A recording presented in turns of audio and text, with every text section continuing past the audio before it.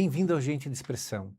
E hoje eu trago aqui, nesse episódio, uma pessoa, personalidade histórica e olha, eu tenho certeza, só de você escutar o nome, você já vai rememorar tudo aquilo que o cara fez de bem para o nosso estado. Pensa na pessoa que viveu política e, coincidentemente, 2026 está esperando ele novamente. Comigo aqui hoje, Álvaro Dias. Seja bem-vindo, Álvaro. Oi, Miura. Muito obrigado.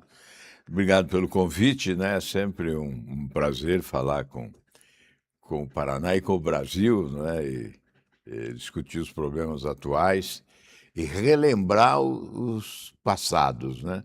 Os feitos, principalmente, né?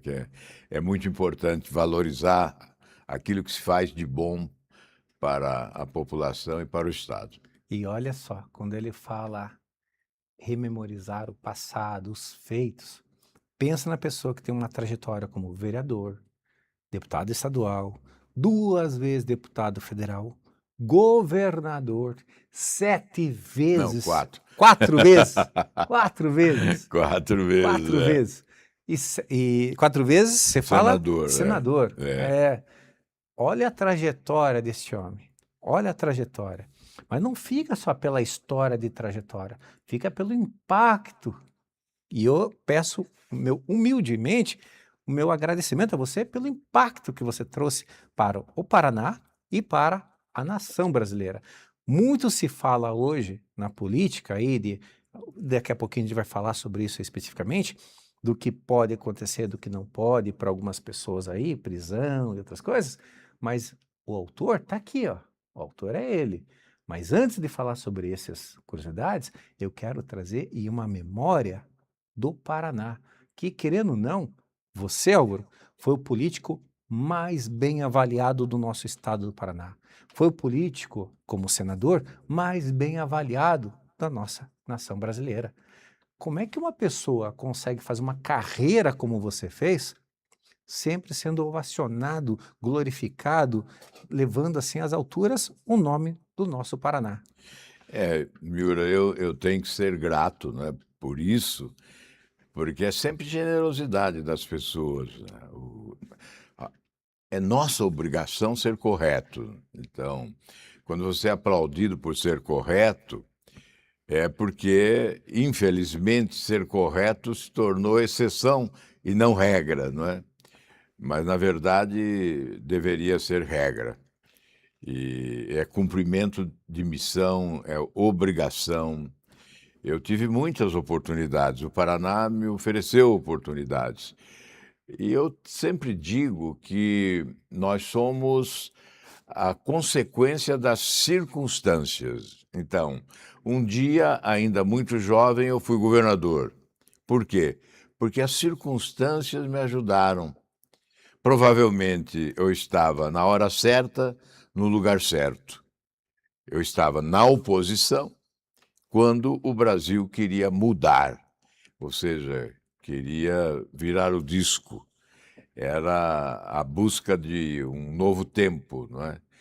Então eu fui beneficiado pelo momento e venci as eleições. Assim foi também a primeira eleição de senador, né?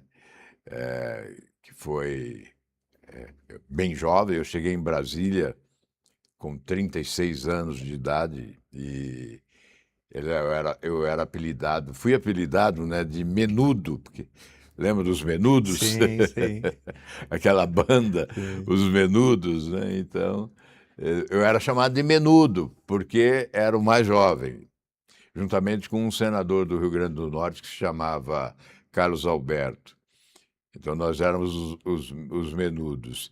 E eu digo sempre que as circunstâncias favoreceram. Naquela eleição de senador, havia uma aspiração de mudança nacional, do período autoritário para a democracia.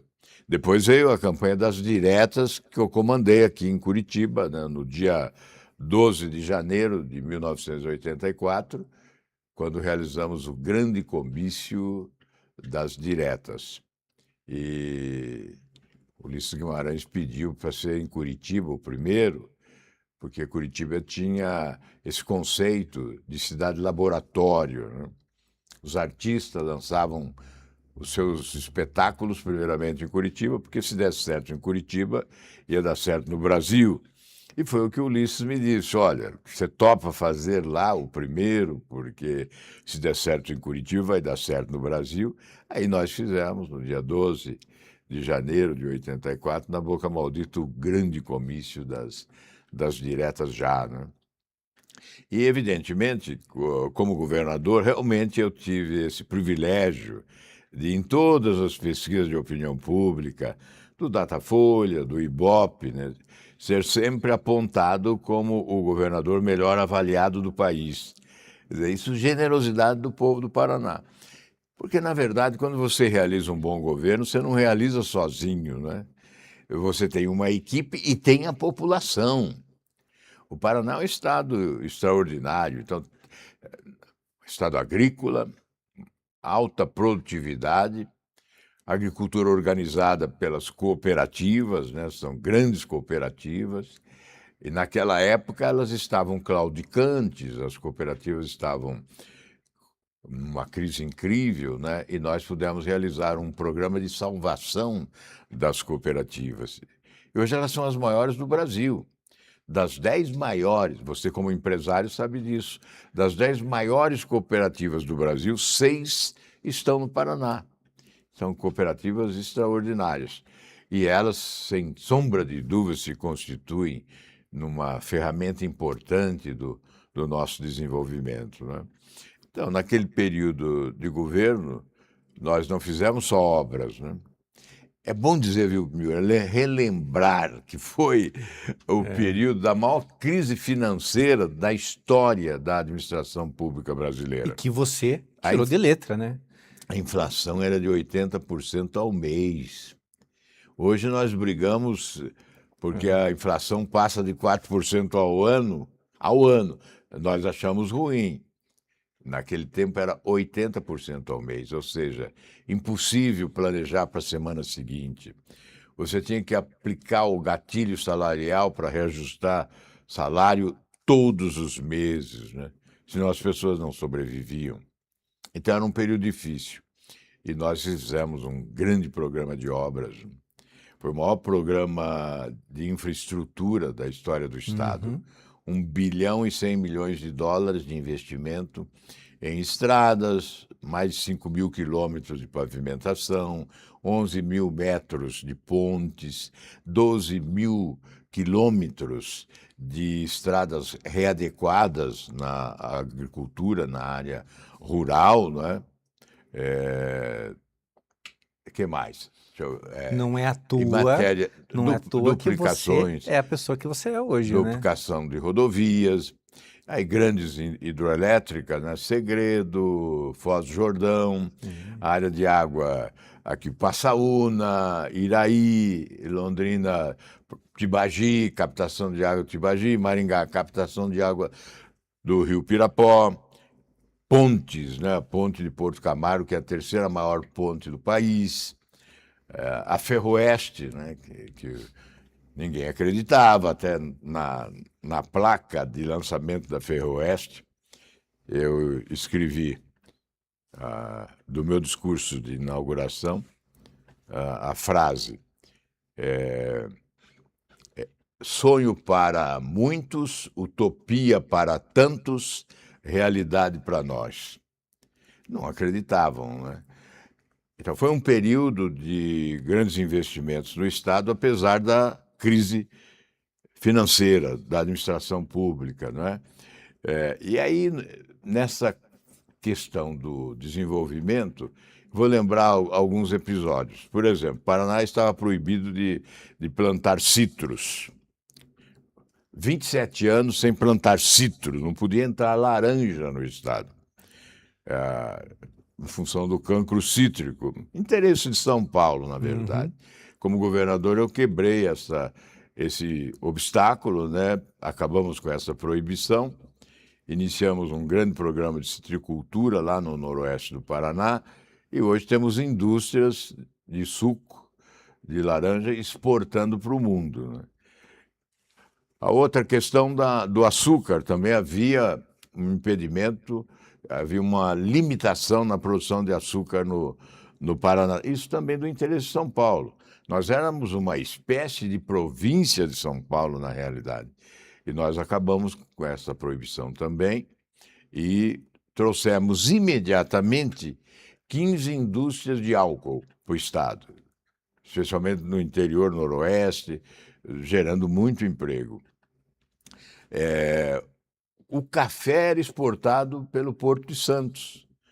O Paraná não podia exportar o seu café pelo Porto de Paranaguá. Então, eu estou citando apenas alguns fatos, né, que é de um tempo mais distante, que muitos não se lembram. O xisto, né, a usina de xisto de São Mateus do Sul. A Petrobras disse que era inviável o projeto e encerrou o assunto. Não teremos usina de xisto em São Mateus do Sul. Aí eu fui para a Petrobras, não consegui convencê-los, aí fui para Brasília, fui lá bater nas portas do Palácio Alvorada, porque era noite já, pedi licença ao presidente Sarney, deixa eu entrar. Temos um assunto a tratar, né, importante para o Paraná. E aí eu disse, olha, eu não vou embora sem a sua decisão. Ele ligou lá para a Petrobras, eles mantiveram a posição, ó, tecnicamente, é inviável economicamente, não podemos retomar o projeto. Aí eu falei, ó, não, eu não me conformo, eu disse, é viável sim, pode ser inviável hoje, amanhã não será mais. As coisas mudam e tal. Aí o presidente diz, olha, realmente eu não posso te negar nada, então vamos fazer. E aí eu falei, então amanhã o ministro vai comigo, era o ministro Fialho, né? Aí trouxe o ministro, levamos lá para São Mateus do Sul, a cidade nos esperava na praça pública, a população toda com faixas, né? Essa chama não vai se apagar. E não se apagou. A região, né, se desenvolveu, porque era uma região muito pobre, Sim. foi para lá em cepa, primeiramente, depois outras indústrias. Hoje os municípios recebem royalties e em função do xisto que é produzido lá. Então, são ações, né, de governo que promovem o desenvolvimento do Estado. Aí tivemos o Paraná Rural, que você conhece bem, é um programa que compatibiliza a produção, a produtividade com preservação ambiental. Foi considerado modelo para o mundo pela FAO, pelo Banco Mundial, implementado em 18 países. São 45 práticas agrícolas diferentes, desde o plantio direto, recuperação de matas ciliares, abastecedouros comunitários, até o murundum em curva de nível para evitar que a erosão carregue o solo para rios e lagos, assoreando rios e lagos e, obviamente, poluindo os rios e os lagos. Aliás, se nós compararmos com aquele tempo, os rios, as águas dos nossos rios hoje estão muito mais limpas, né? É só sobrevoar Mas graças de a helicóptero. ações que você tomou lá atrás. É exatamente esse programa, o Paraná Rural. Eu, inclusive, depois fui receber um título de doutor honoris causa da Universidade da Califórnia em função desse programa de preservação ambiental, né? Com, obviamente, essas práticas agrícolas diferenciadas, né?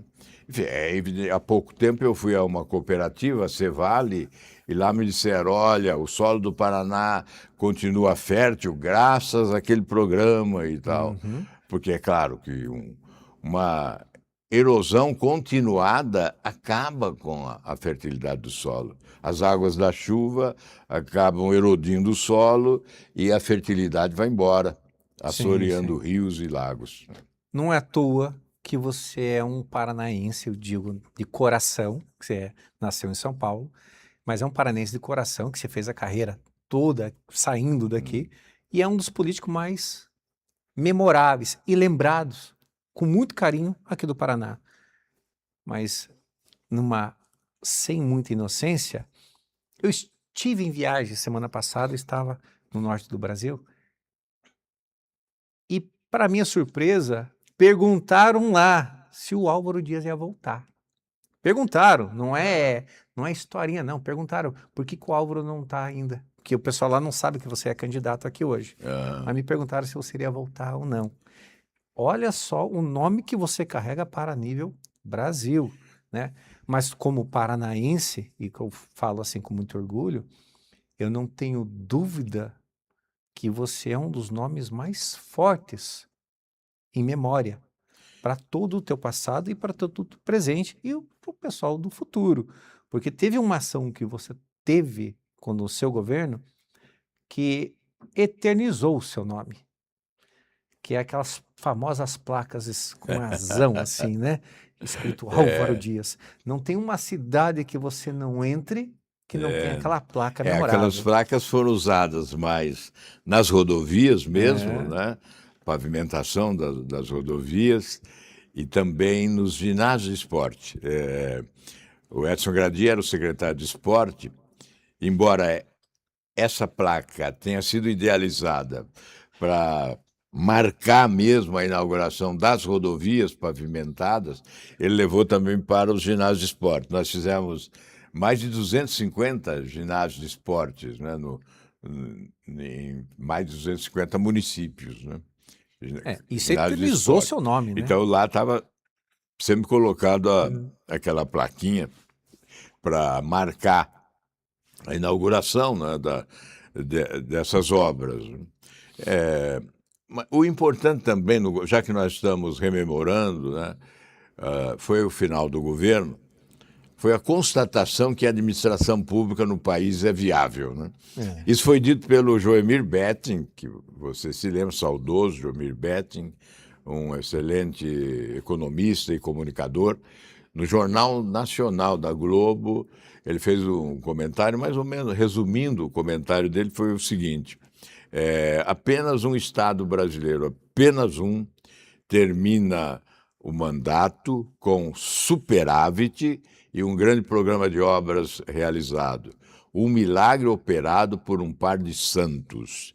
Reforma administrativa e austeridade.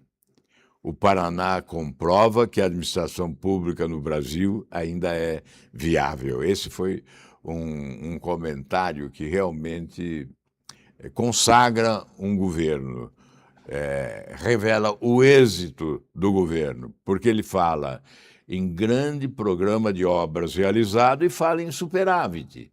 Porque às vezes é possível fazer muitas obras endividando o Sim. Estado, né? Aumentando a Que é o dívida. que a maioria faz. E agora, você fazer um grande programa de obras sem endividar o Estado, e é bom dizer também, senão o Paulinho e o meu assessor vai reclamar, né? Que não se cobrava o pedágio.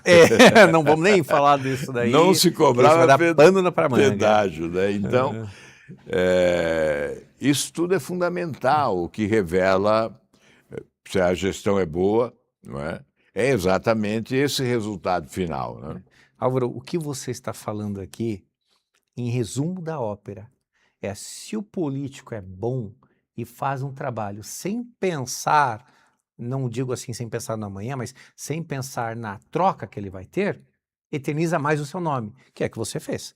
Eu tenho certeza que todas aquelas placas, imagino, você nunca pensou que até hoje aquelas placas seriam um sucesso como são. Miura, algumas foram derrubadas, né? Mas mas aí a gente sabe ainda por quê. tem muitas, né? A gente sabe por quê, porque o ego às vezes dói.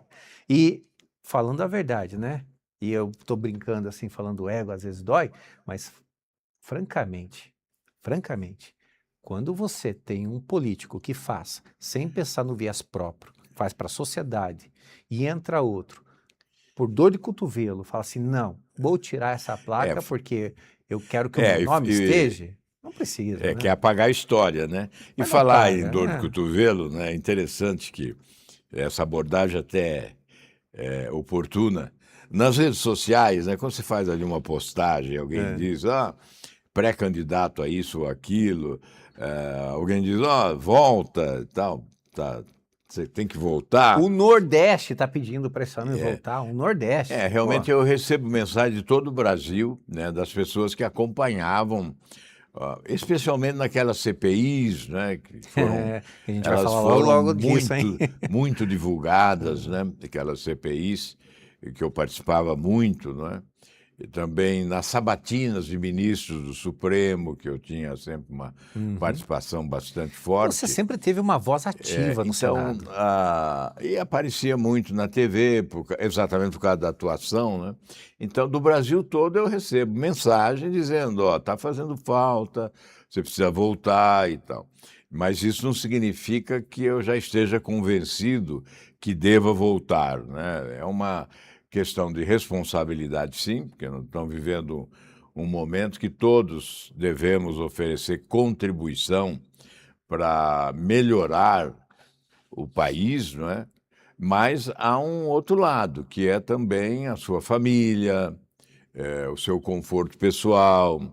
A vida tem que ser prazerosa, você tem que ser feliz, não é? E eu me dediquei muito durante esses anos todos, 46 anos de mandato eletivo, não é? Então, uma história e muito sacrifício, muita dedicação, entrega. Então, às vezes, você fica dizendo: será que não está na hora realmente de eu parar, né? Mas aí vem a convocação. Eu tenho dito isto, né? Que o meu retorno depende única e exclusivamente, agora, né? Depois de discutir muito com a família, depende única e exclusivamente do desejo da população. Se eu sentir que há realmente o desejo das pessoas, isso majoritariamente, de que eu volte a dar a minha modesta contribuição, né, depois de uma experiência adquirida, né, então eu retornarei. Mas quando surge esse assunto, alguém coloca lá, não, mas ele não fez nada. Imagina se tivesse feito. E aí eu fico, barbaridade, né? Existe. Aí Deus limitou a inteligência e liberou a ignorância, né? Mas, Então ó, é uma coisa impressionante a política, né? Essa indisposição para o reconhecimento, né? Ah, porque eu não gosto dele, não reconheço que ele trabalhou, que ele produziu, ou que ele tem porque as mãos você é de limpas, né? centro-direita, ou tá com a mão limpa, ou que, acredita em algo que tem as que mãos você não limpas. pode. É, Então, é uma situação que desestimula, é. sabe? Com o advento das redes sociais é que surge esse movimento dos haters, né? Sim. Os que existem só para atacar, para esculhambar, para, obviamente, desconstruir, não é?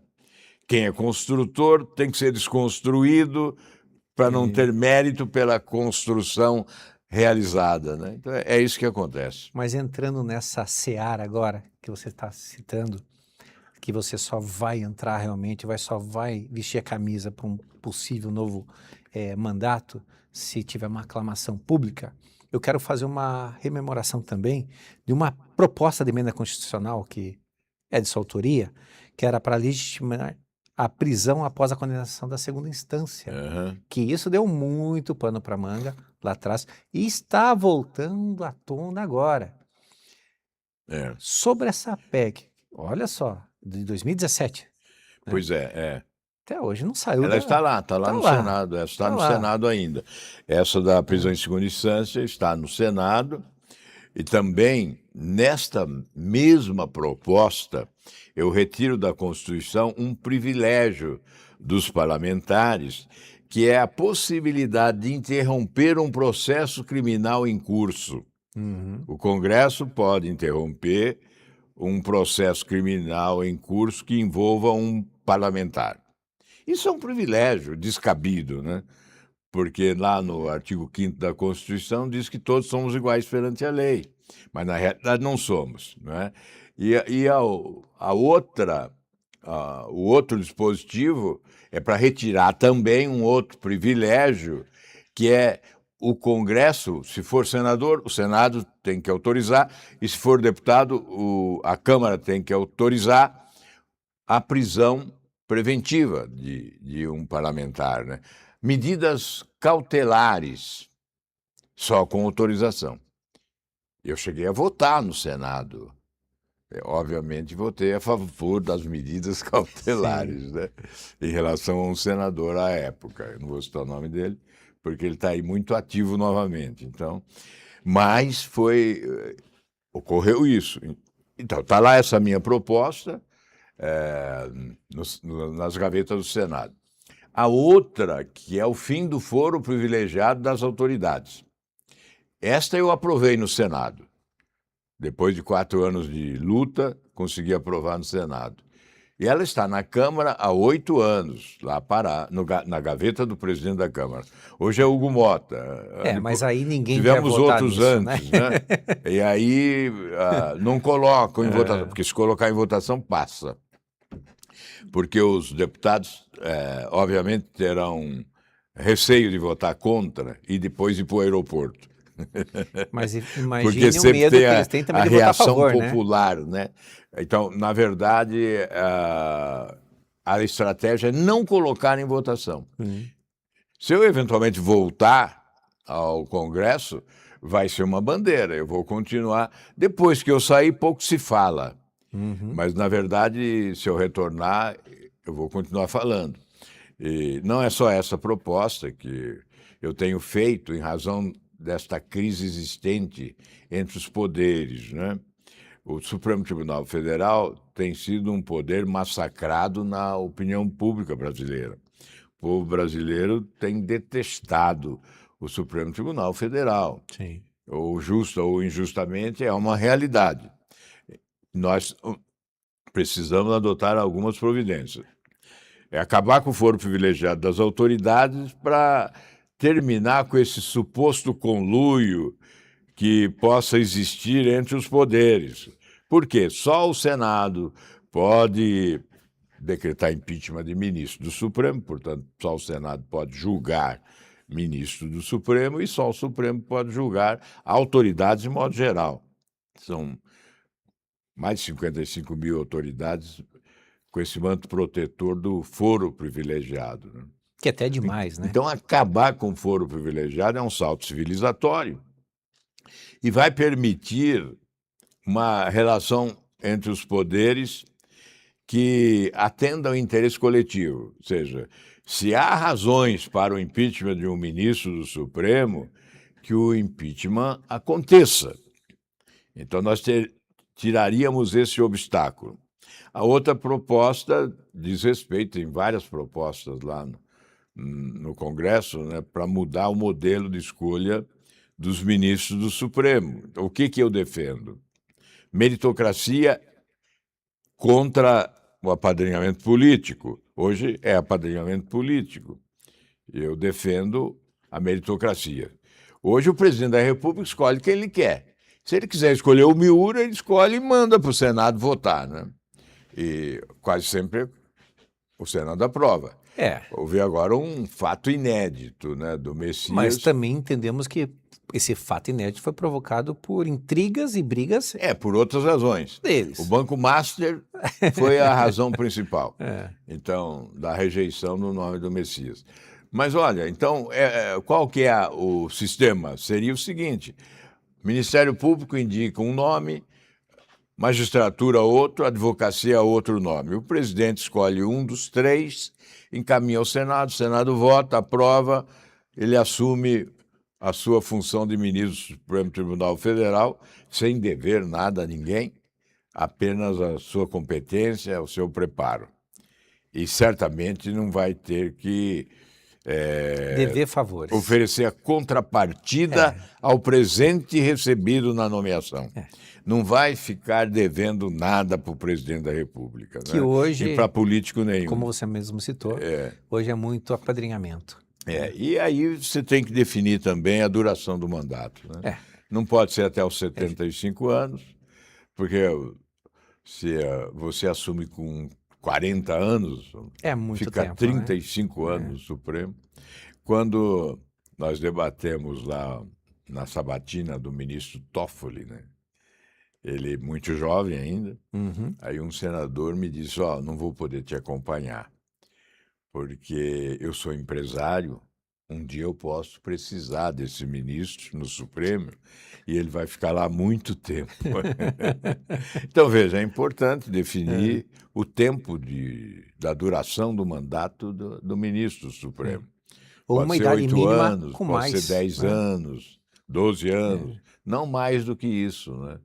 Nós poderíamos É que se você mudar. colocasse uma idade mínima Exato. já majorada, significaria que o preposto teria uma experiência maior. Que hoje em Aham, dia teve ministros lá que, não vamos falar nome, né? é, Mas ele lembra algumas pessoas que não tinham uma experiência tão grande. Não tinha uma experiência. Mas, é. devido a empadrinhamento político, lá está e olha as É, barbaridades que andaram fazendo, né? você. Ah, vou indicar alguém que eu possa tomar uma suquita junto, né? Não, tubaína, Tubaína. tubaína. Ou É, vou indicar um terrivelmente evangélico e tal. Então, não são os critérios impostos pela Constituição. A Constituição fala em outra coisa, ela fala em notório saber jurídico e probidade. Então, como é que se mede notório saber jurídico? Pela atuação. é. Livros publicados, teses defendidas, cursos realizados, concursos superados, né? Mas acho que tem Aí que ter vem. também o dia a dia, né? Não só e- técnica, tem que ter experiência também. então, exatamente. O notório saber jurídico se adquire com uma certa experiência também, né? Não só com os livros, né? Exato. Então, e probidade. Então, você não leva em conta condenações de primeira instância. Tem ministro que chega lá com condenações e vai para o Supremo. Então, essa realidade realmente choca a maioria dos brasileiros. E por isso que há essa pregação contra o Supremo. Nós não podemos condenar a instituição. Nós podemos, eventualmente, condenar aqueles que ocupam funções na instituição, mas ela está acima das pessoas, né? A instituição tem que ser preservada, porque é essencial ao Estado de Direito democrático.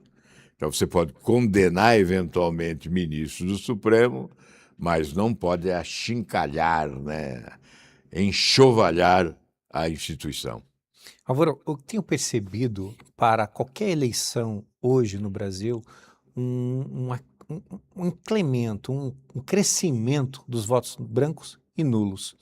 E você também tem um projeto para o fim dessa obrigatoriedade do voto no Brasil. E esse projeto também está engavetado, né? Não passa, querem a obrigação do eleitor, né? Que é um dos poucos E países do mundo que tem essa obrigatoriedade. nós temos que inverter essa rotina, né? Temos que pensar mais na obrigação do eleito, né? Na É. obrigação do eleito, que é corresponder à expectativa. Se nós adotássemos o voto voluntário, né? Acabássemos com a obrigatoriedade do voto, certamente nós teríamos uma eleição de mais qualidade, né? Porque o candidato teria que convencer o eleitor não só a votar nele, mas sair de casa e votar. Ah, Álvaro, mas E isso para daí, isso ele precisa de mais, né? mas isso não teria como. Tá? Ele Mas precisa, imagine ele aquele precisa de eleitor mais só qualidade. vai votar por causa de uma picanha ou por causa de um Ele, copo de leite. ele Não tem precisa, como. ele precisa de mais qualidade para convencer o eleitor a ir votar, né? Hoje eu não acredito mais que um eleitor vá votar por interesse pessoal de ganhar um benefício na hora ali. Ele vai enganar o candidato. Ele come a picanha e vota contra. Também. Mas a gente entende aí hoje, né, que tem um grande número de eleitores hoje que estão indo votar, não é por uma ideologia, mas é por uma, vamos colocar assim, uma facção, e não estou falando facção criminosa, é uma facção de pensamentos para poder beneficiar um ou outro. É É, aquele clubezinho, clube do Luluzinho, né? E você tem esse projeto. Mas eu queria entrar numa outra métrica que você fez também, que era a redução dos parlamentares. Porque, querendo ou é, não, o Brasil hoje sofre muito e sangra muito pelo peso da máquina. não é só em razão da economia que isso proporcionaria, mas é também em benefício da qualidade, porque certamente nós teríamos uma competição mais exacerbada e em benefício da qualidade. O que eu vinha propondo e reiteradamente e repetindo a apresentação a cada legislatura, né? Diminuir o número de senadores, ao invés de 3 por estado, 2, e diminuir o número de deputados federais, em torno de 20%. Hoje são 513 deputados, teríamos 320, provavelmente, mais ou menos esse número, né? E, obviamente, restabelecendo a necessária proporcionalidade, porque a Câmara dos Deputados é a representação da população. Então, o número de parlamentares de cada estado tem que ser proporcional ao número de habitantes daquele estado. E hoje não. Hoje há um desequilíbrio. Eu vou citar só um exemplo. Roraima, cada parlamentar de Roraima representa 50 mil pessoas. Um parlamentar de São Paulo representa mais de 500 mil pessoas. São Paulo tem 70 deputados federais e Roraima tem 8. Então, é preciso restabelecer a proporcionalidade, a autenticidade da representação popular. Então, reduzindo também o número de representantes. Obviamente, alguns estados não perderão nada, porque tem menos do que poderiam ter, e outros estados que estão com excesso perderão. Especialmente estados onde houve a criação de um novo estado, desmembrando da matriz. Criou-se uma nova bancada de parlamentares, mas não diminuiu a do estado origem, né? Enfim, e aí haveria um desdobramento também para as assembleias e para as câmaras de vereadores. Isso seria uma bandeira que você estaria levando novamente? Eu tenho que ser coerente e continuar defendendo a mesma tese, né? Eu sei que isso me incompatibiliza com o mundo da política. É por isso que muitas vezes eu me sinto isolado politicamente, em razão de defender essas teses, né? Como também ser contra orçamento secreto, emendas parlamentares exageradas, auxílio moradia de parlamentar, enfim, a verba indenizatória, que deveria existir, no meu entendimento, só para as passagens de ida e volta a Brasília, né? E eliminando, a cada mandato eles vão aumentando essa verba indenizatória, né? Eu lembro que quando eu estava lá no Senado era 15 mil a verba indenizatória mensal, passou para 40 mil. Então, realmente a população tem razão de ficar indignada com essas coisas, né? Mas ocorre o seguinte, indignado ou não, quando chega a eleição, de modo geral, nós podemos generalizar nunca, mas, na verdade, uma boa parte dos eleitores, né, são eleitores que não levam em consideração essa postura de rigor em relação aos excessos, né? E acabam esses eleitores beneficiando exatamente os que usam esses privilégios e levam vantagem por usar os privilégios. Então, se você usa o orçamento secreto, você leva uma grande vantagem. Eu não conheço parlamentar da Câmara dos Deputados que tenha perdido a eleição usando o tal orçamento secreto, porque são recursos, né, que ele tem disponível para levar para os municípios e se beneficiar disso nas eleições. Então, é preciso moralizar essa atividade, né?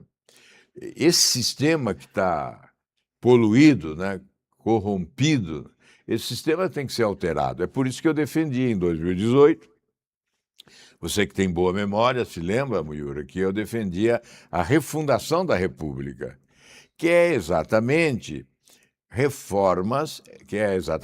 realizar reformas essenciais e de profundidade.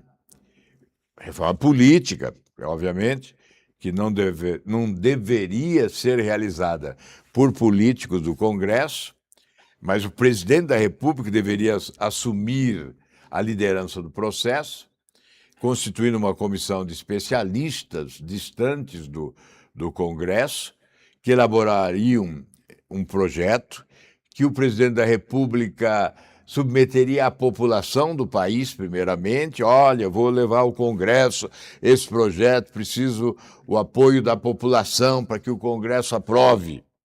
Aí o Congresso não rejeita, porque o Congresso não rema contra a correnteza da opinião pública, né?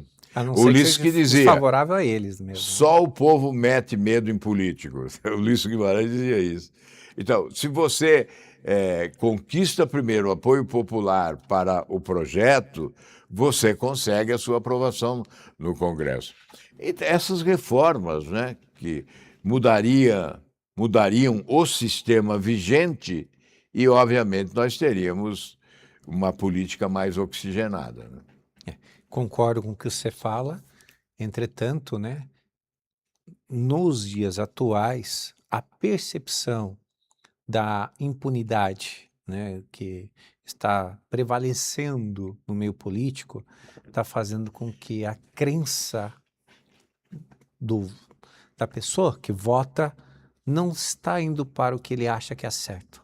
Uhum. Não tá tendo mais essa identidade. Você é um dos poucos políticos que carrega o seu nome acima de qualquer outra coisa. É que a população fica muito distante dos acontecimentos, né? Então, boa parte da população não tem tempo para acompanhar. O que você acha de um cara que tem que acordar às 4 horas da manhã, tomar vários ônibus para chegar até o trabalho às 8 horas da manhã e volta à noite, chegando lá por volta de 22 horas em casa? Não tem tempo. Não tem tempo de acompanhar realmente, não é? São milhões de brasileiros que vivem essa realidade, morando distantes do emprego, já que não é fácil também ter um bom emprego, né? Então, nós temos que ponderar sobre isso também, que obviamente, para absolver esse crime do desinteresse, da desinformação, não é? E como não dá para fazer cobrar com que esse eleitor venha para a política? Pois Como é que faria não dá isso? para cobrar. Na verdade, a educação é fundamental, né? O que uma boa escola, uma boa formação, obviamente, ajuda a reflexão, né? As pessoas precisam refletir sobre o que acontece na política, na administração pública, a nossa realidade. Essa reflexão é fundamental. E você aprende a refletir sobre os problemas com uma boa formação. Então, uma boa escola é essencial. Isso é de longo prazo, né?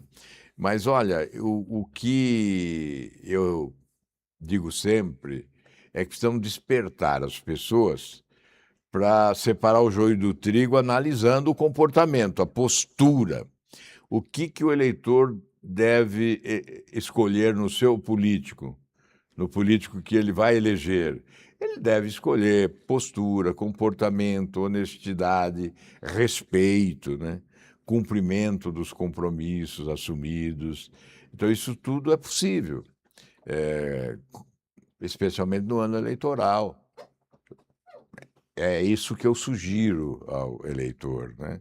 Não acreditar em fake news, obviamente, mas ir pesquisar, né? Que hoje está difícil, E né? dá Fake tempo de news, pesquisar, porque histórias. você vê, o processo eleitoral já começou praticamente, porque estão aí os nomes, as pesquisas de opinião pública, e aí, então, você tem tempo até 4 de outubro de analisar melhor os candidatos, né?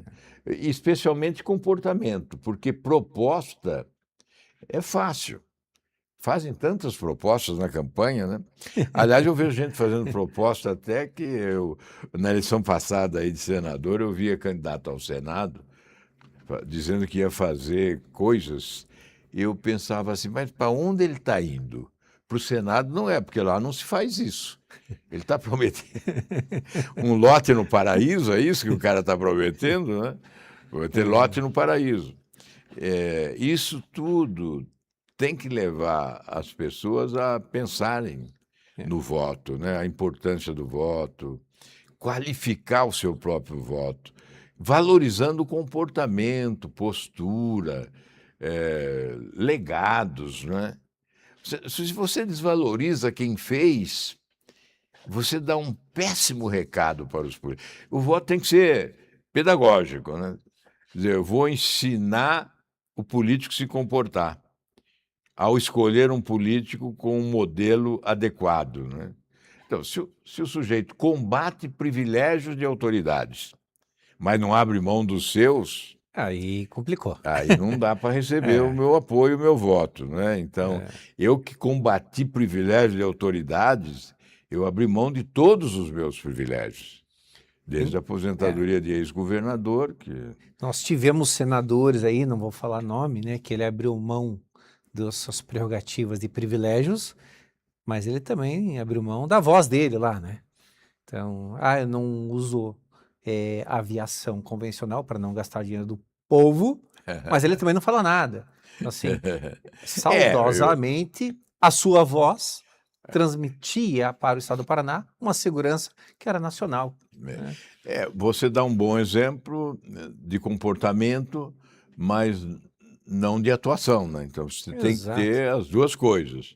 Você tem que dar o exemplo de bom comportamento, de postura respeitosa, ética, mas tem que atuar vigorosamente, né? Todos os dias. Aliás, os jornalistas me apelidaram lá em Brasília de Álvaro todos os dias. É que você estava muito Exatamente ativo, né? Por causa dessa persistência, né? Quando das CPIs, eu ficava fim de semana vasculhando lá documentos. E eu não vinha para o Paraná, ficava lá vasculhando, até para poder depois, na segunda-feira, chegar e Você colocar... falando em CPI... E colocar em cima da mesa os problemas, né? Nós tivemos um outro senador, e temos ainda, que foi um sucesso para o Paraná em CPI aí, e outras coisas. Gostava de ilustrar um jatinho, né? Que eu achava, eu falo por mim, eu achava que o cara ia ser um sucesso lá, mas se apagou lá. Mas é um cara interessante, ao meu ver, que tem toda a possibilidade de vir a governar o nosso estado aqui.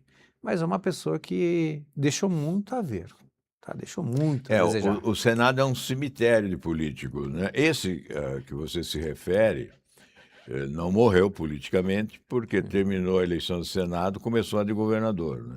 A campanha para ser governador. Então, não morreu politicamente. Mas a atuação lá Deixou a desejar, história. né? Ele não apareceu em momento nenhum. O Senado é a casa da maturidade. Aliás, a palavra vem de senatus, do latim, né? Que significa conselho de sábios. Então, é uma casa da maturidade política. O Senado teve tempos áureos aí, né, com ex-presidentes, ex-embaixadores, ex-ministros, ex-governadores, né? Uma casa de experiência política.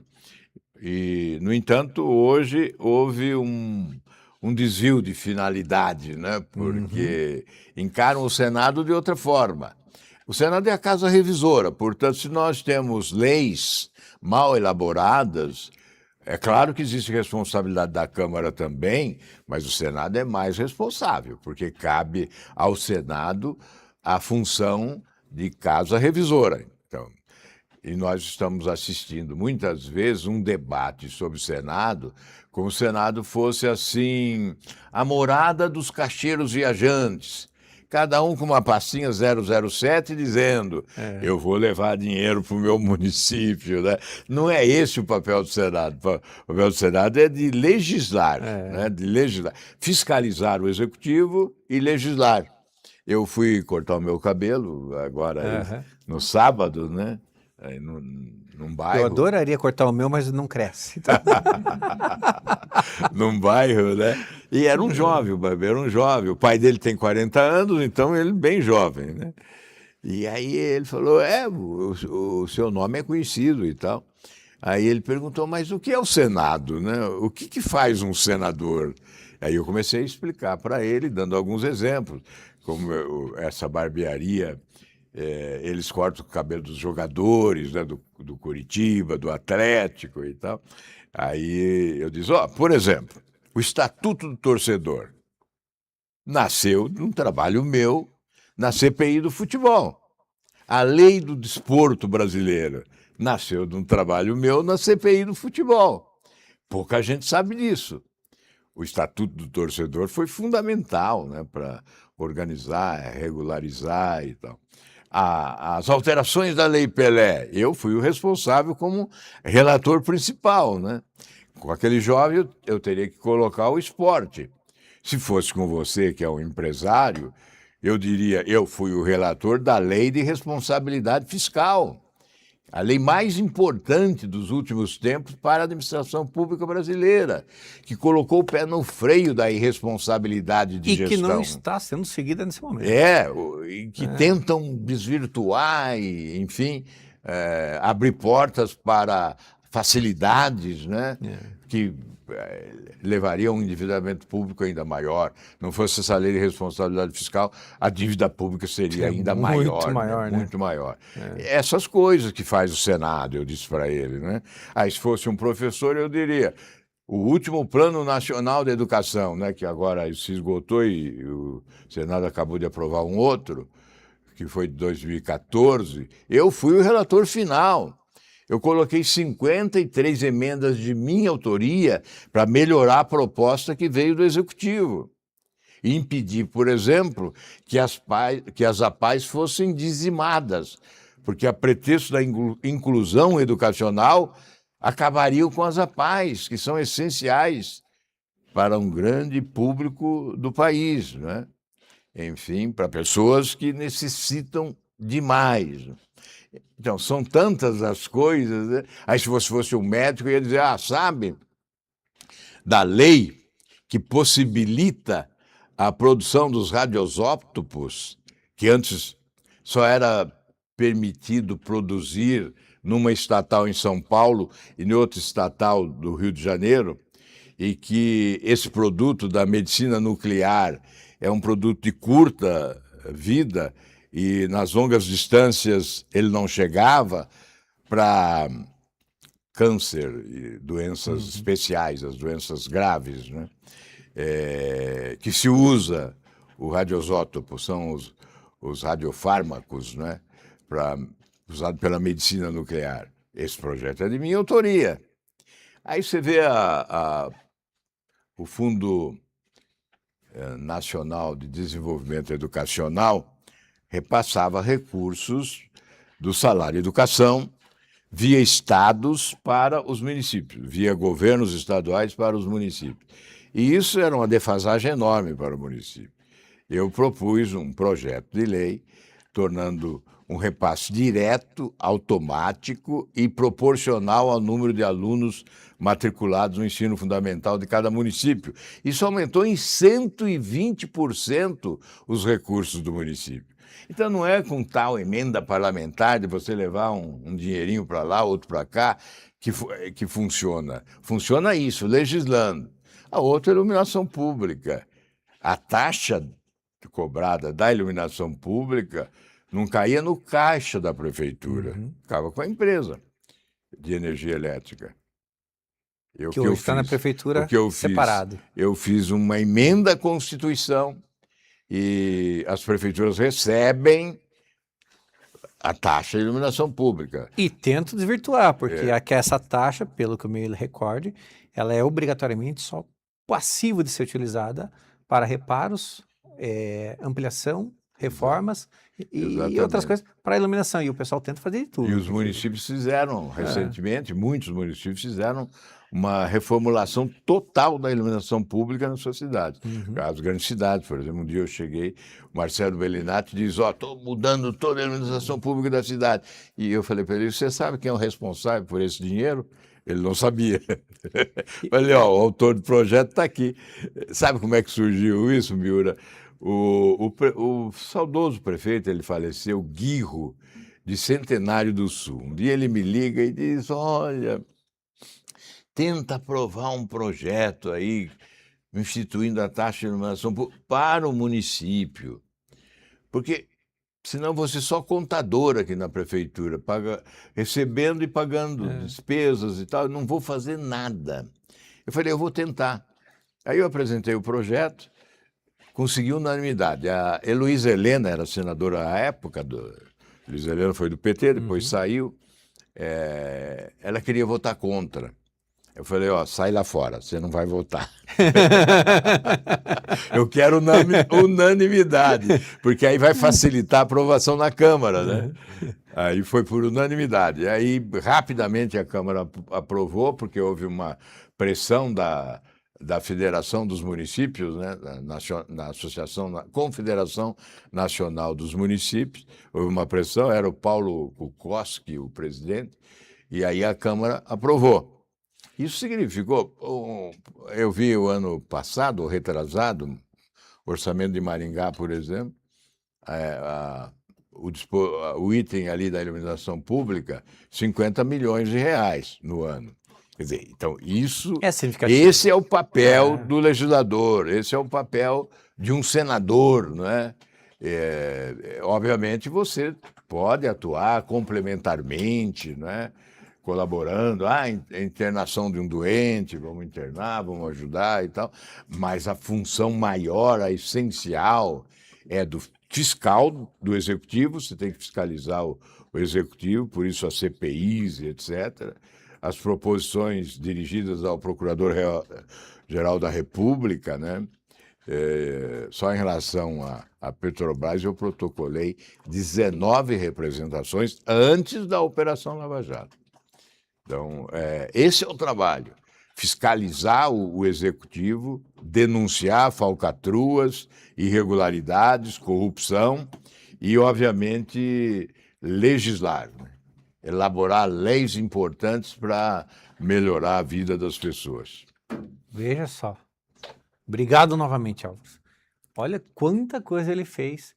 Ele, só para a gente citar, o Paraná tem 3 senadores, a gente pincelou 2, o terceiro que já foi seu colega de trabalho lá. Eu faço até uma brincadeira, eu duvido de cada 1000 paranaenses, 1001, saber o nome dos 3 senadores atuais aqui do nosso estado. Eu duvido. Até porque esse terceiro, esse sumiu. Olha, então já que você falou Só em terceiro, fala da PAI, mas esse sumiu. Já que você falou em terceiro, né?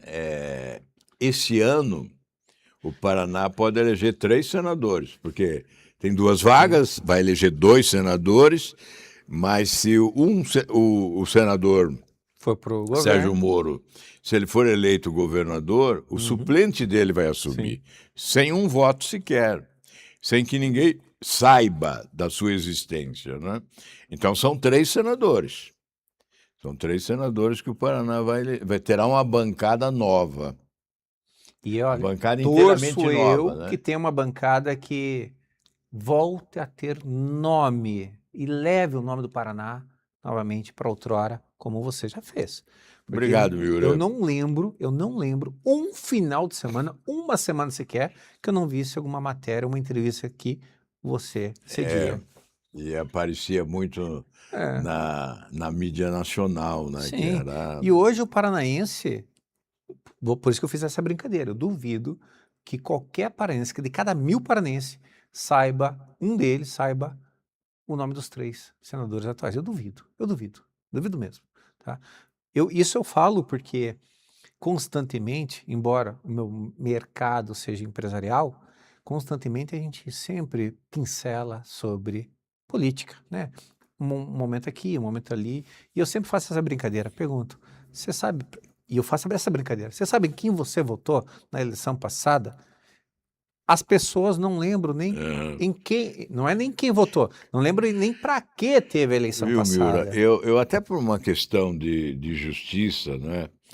Eu quero te dizer o seguinte, enquanto eu estive lá, isso faz quase 4 anos já, eu era líder de uma bancada e de um grupo que chamava-se Muda Senado, né?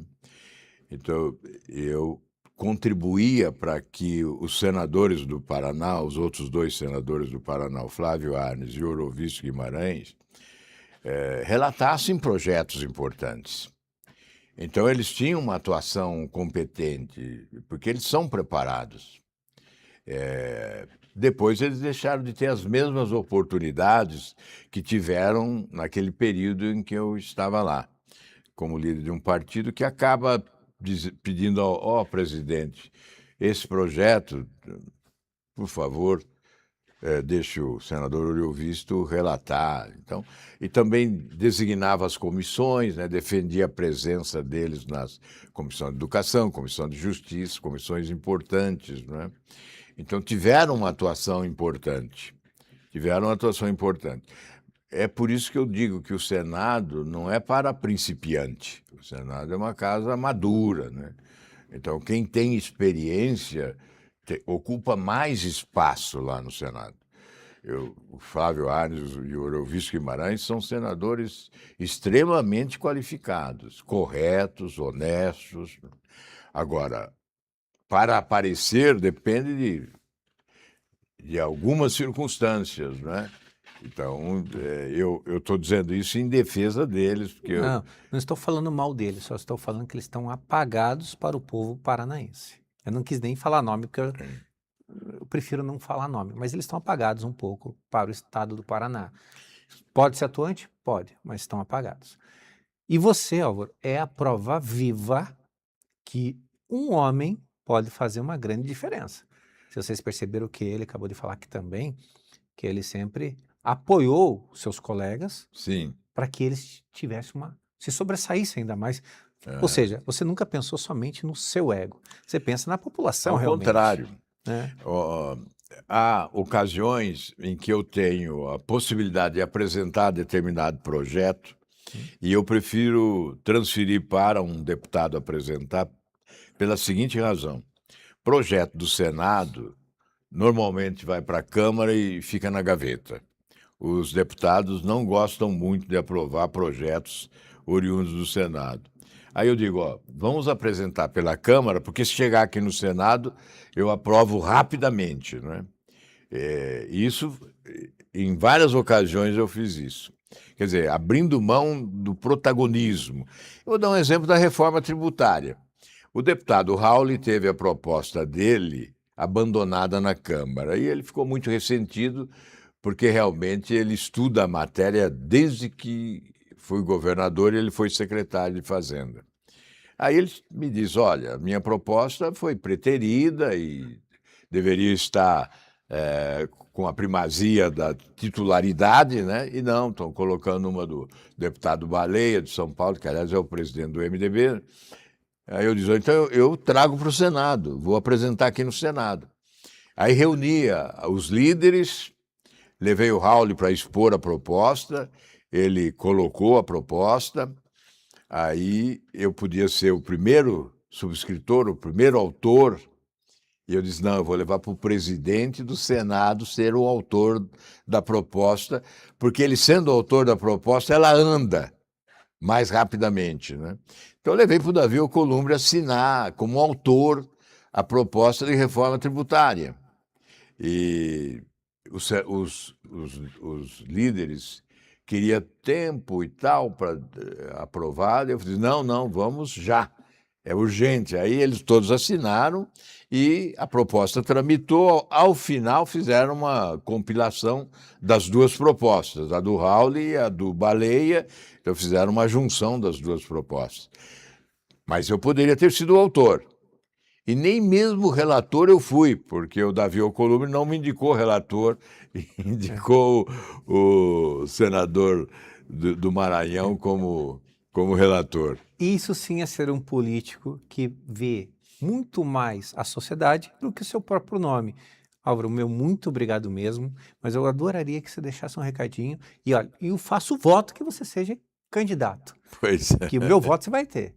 Mas eu deixei obrigado, um recadinho para essa confissão pública de voto aí me honra muito. Porque eu acompanho essa jornada, né? Eu posso dizer que eu já te carreguei nas costas. Brincadeira. É verdade. Mas deixa um recadinho para todo o nosso pessoal. Tá, ok. Foi uma satisfação muito grande poder conversar um pouco. Um entrevistador inteligente como o Miura dá a oportunidade da gente falar muita coisa, né? Então, eu quero agradecer e dizer, olha, é um ano de eleição, nós temos que exercitar o dever do voto procurando qualificá-lo, né? Ou seja, um voto de qualidade. Eu sempre digo, ó, me honra muito ter votos de qualidade, né? Que todo eleitor tenha essa obstinação, né? De fazer do seu voto um voto de qualidade, escolhendo mesmo escolhendo bem, né? E daí elegendo, como eu disse já, né, a postura, o comportamento, a honestidade, o preparo e, sobretudo, o respeito que o representante do povo deve devotar aos seus eleitores. Gente de Expressão chega ao fim e com um recadinho. 2026 tem eleição, outubro. Não esqueça, vote com a cabeça e com o coração, não com o bolso. Um beijo para todos vocês aí.